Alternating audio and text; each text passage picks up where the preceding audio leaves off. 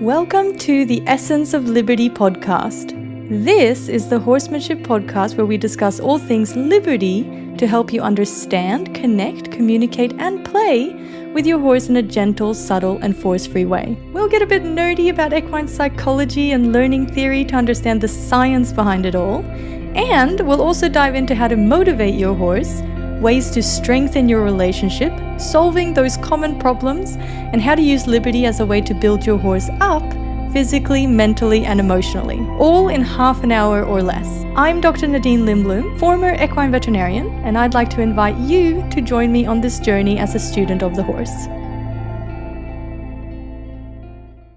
If you are using positive reinforcement with your horse, you're probably already using what is called a bridge signal, but you might be using it without really realizing that you're using it.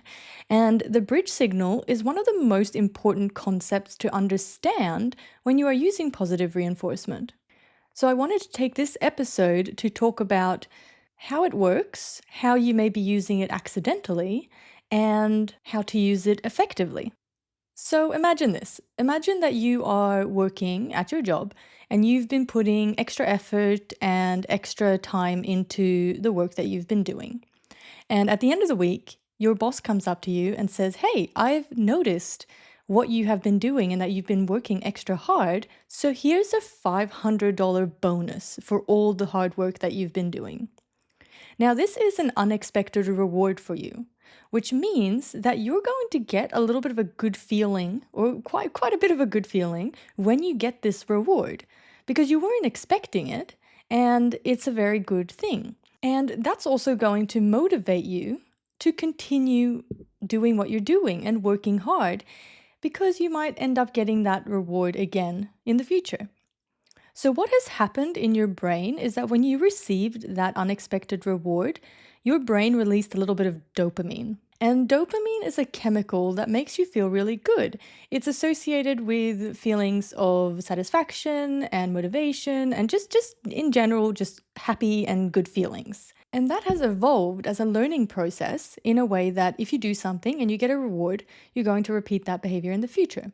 So that's not just in humans, that's actually in all animals that it works that way, that if they gain an unexpected reward, then they continue seeking in that direction and they repeat the behaviors that reap that reward. So that is also what's happening with your horse when he receives a reward. When you reward your horse with, for example, a food reward, then he gets a little bit of a dopamine release in his brain.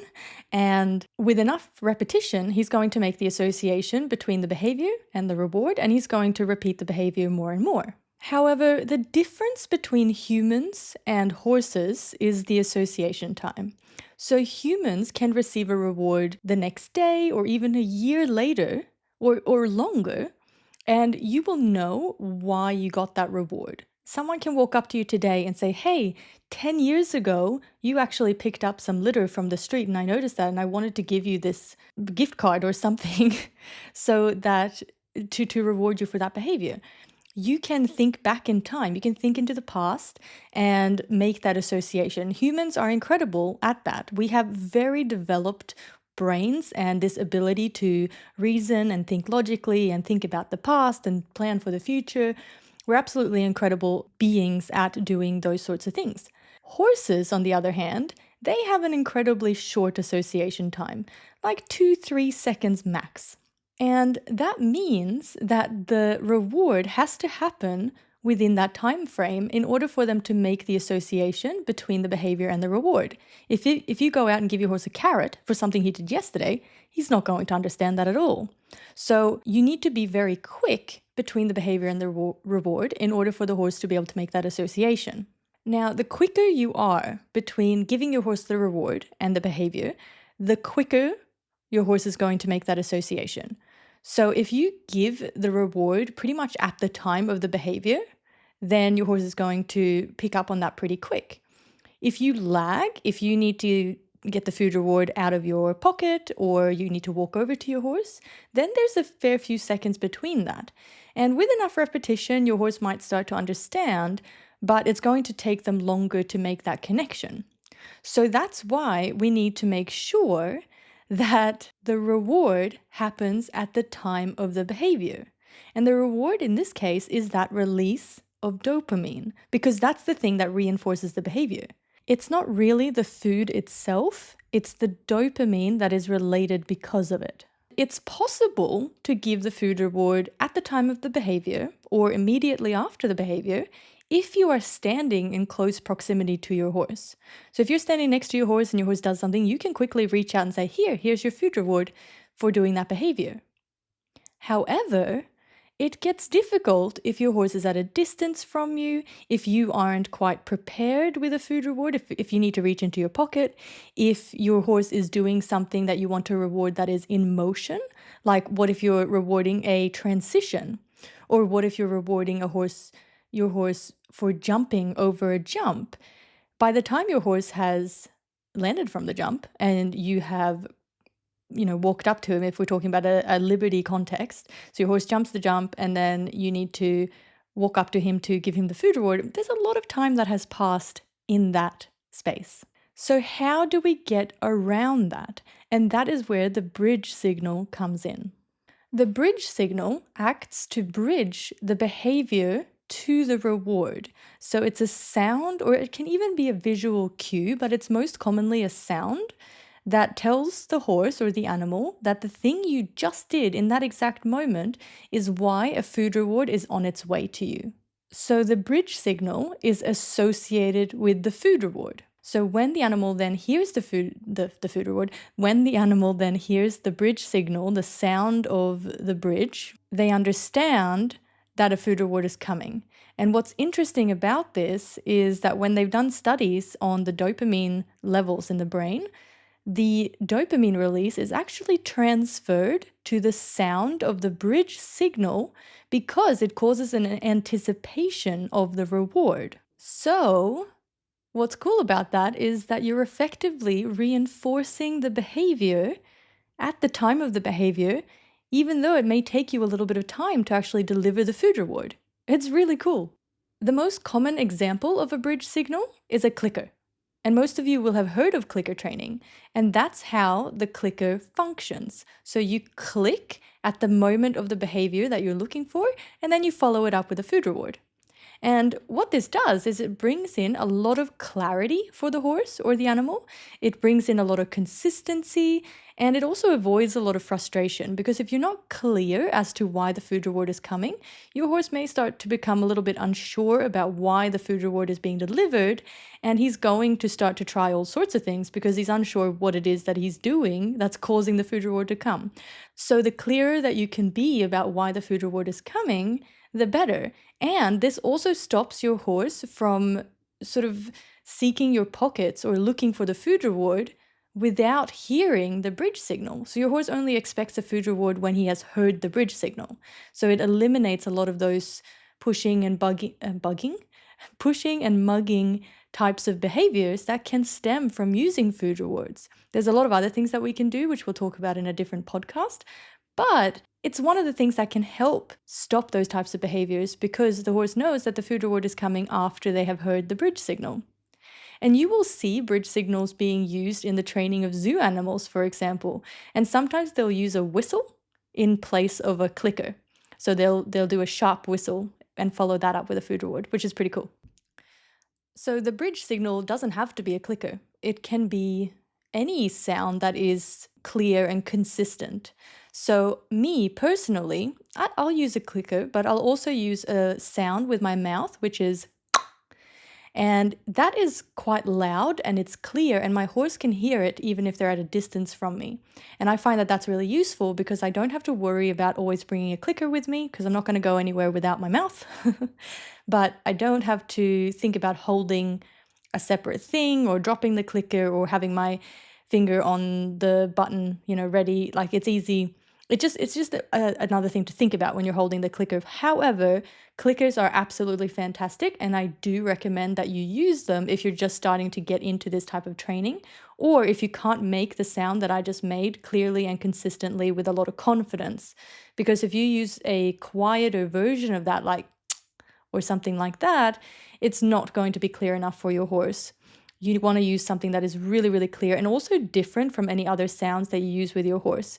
So I dedicate as my bridge signal, and then I have like, that classic energy sound for if I want my horses to move, or if I'm asking for a bit of attention or something like that, that classic sound. So that's not the same as my bridge signal.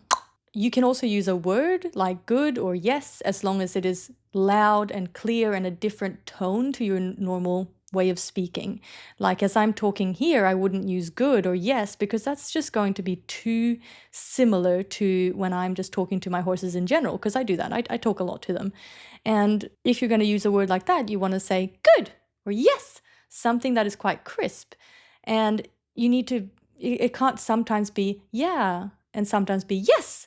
It has to be the same every time. And the clicker really provides that consistency. So I do recommend you use a clicker if you are new to this concept. And I also find that when I'm teaching, a lot of people that are not quite confident with this way of training is that they will use their chosen bridge signal quietly sometimes if they're not 100% confident that they're going to use it, whereas the clicker is going to sound the same no matter what level of confidence you are at the time.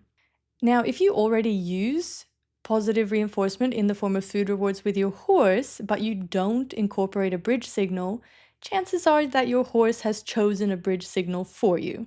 So a lot of horses will look at your body language and look at what you're doing, and they will start to pick up on when they are about to get a food reward. And the most common thing is when your hand goes into your pocket, or when you go to grab a food reward from your treat pouch. That motion becomes your bridge signal because your horse sees you reach for a food reward and goes, what I did in that moment made you then give me a food reward.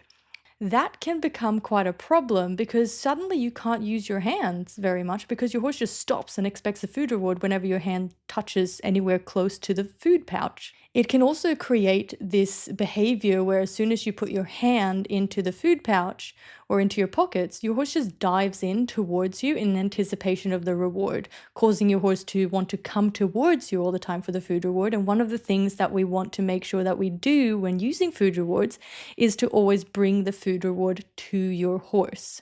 But we'll talk more about that in a different episode. However, even if you think that you're not using a bridge signal, you probably are. And you'll find that you'll do something and your horse will understand that it is time for a food reward. But that does become really confusing for your horse because it's something that you're not doing consciously, which means that it's also going to be pretty inconsistent. And your timing is going to be off a lot of the time. Whereas if you are conscious and aware of the bridge signal that you are using and you're using it systematically and at the right time, you're going to provide your horse with a whole lot more clarity in the training, which is one of those things that we want to do if we have the opportunity to do so. The clearer and easier that we can make it for the horse, the better. And the more motivated he is going to remain, and the more interested and engaged he's going to remain, and the more of a positive experience it's going to be for him. If you are inconsistent and you are causing a lot of confusion in your horse, then chances are he's going to start to feel a little bit frustrated because he really does want his reward, but he just doesn't understand why it is being given sometimes and not other times. So a really clear bridge signal and that you're using consciously is really, really valuable and really, really important. In a separate episode, I will do my best to describe to you how you can introduce the market signal to your horse, because this is not something that they innately understand or know. You have to take a little bit of time to train your horse to create those associations to show him that when you hear the bridge signal, there's a food reward on the way, and there's a very specific way to do that.